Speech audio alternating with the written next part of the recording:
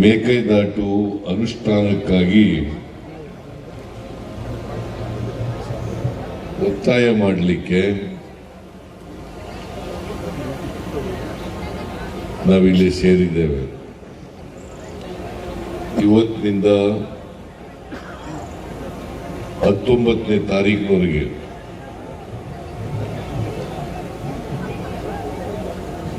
ಪಾದಯಾತ್ರೆ ನಡೀತದೆ.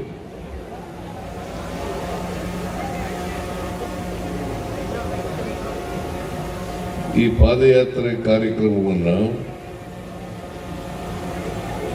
ನಾನು ಮತ್ತು ಡಿ.ಕೆ. ಶಿವಕುಮಾರ್ ಅವರು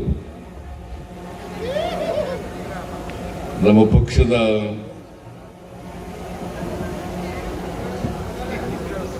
ಹಿರಿಯ ಮುಖಂಡಗಳ ಜೊತೆ ಚರ್ಚೆ ಮಾಡಿ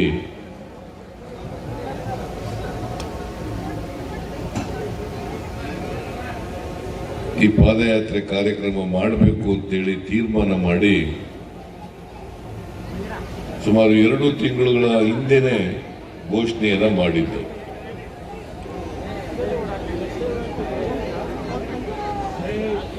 ನಾವು ಘೋಷಣೆ ಮಾಡಿದ ಮೇಲೆ ಈ ಕಾರ್ಯಕ್ರಮ ನಡೀಬಾರದು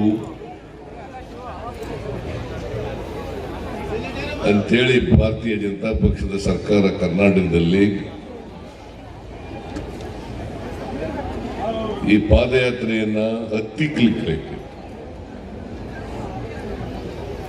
ತಡೆಗಟ್ಟಲಿಕ್ಕೆ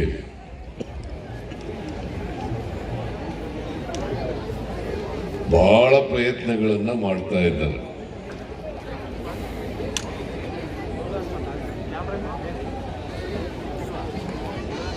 ಎರಡು ಕಾರಣಗಳಿಗೋಸ್ಕರ.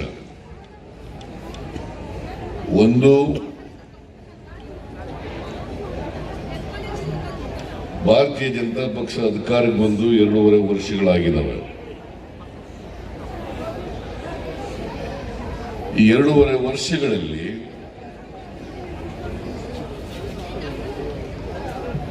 ಕೇಂದ್ರ ಸರ್ಕಾರದ ಮುಂದೆ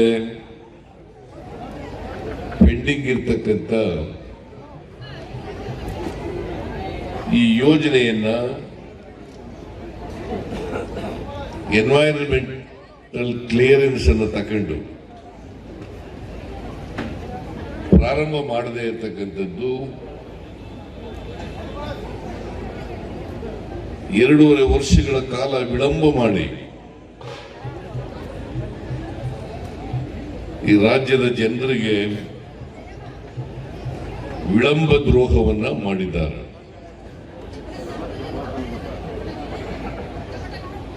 ಇನ್ನೊಂದು,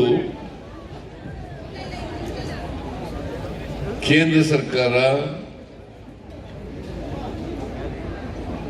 ಅವರ ಪಕ್ಷದ ಶಕ್ತಿಯನ್ನ ತಮಿಳುನಾಡಿನಲ್ಲಿ ವಿಸ್ತಾರ ಮಾಡಿಕೊಳ್ಳಲಿಕ್ಕೋಸ್ಕರ, ಅವರು ನೆಲೆಯನ್ನ ಕಂಡುಕೊಳ್ಳೋಕ್ಕೋಸ್ಕರ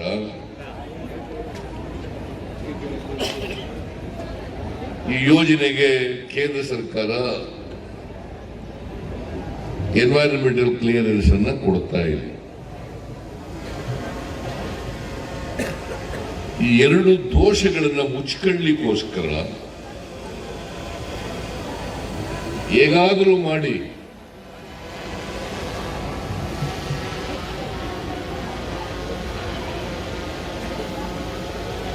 ಈ ಮೇಕೆದಾಟು ಯೋಜನೆಗೋಸ್ಕರ ನಡೀತಕ್ಕ ನಡಿಗೆ ಇದು ಆಗಬಾರದು ಅಂತ ಹೇಳಿ ಶತ ಪ್ರಯತ್ನವನ್ನ ಮಾಡ್ತಾ ಇದ್ದಾರೆ.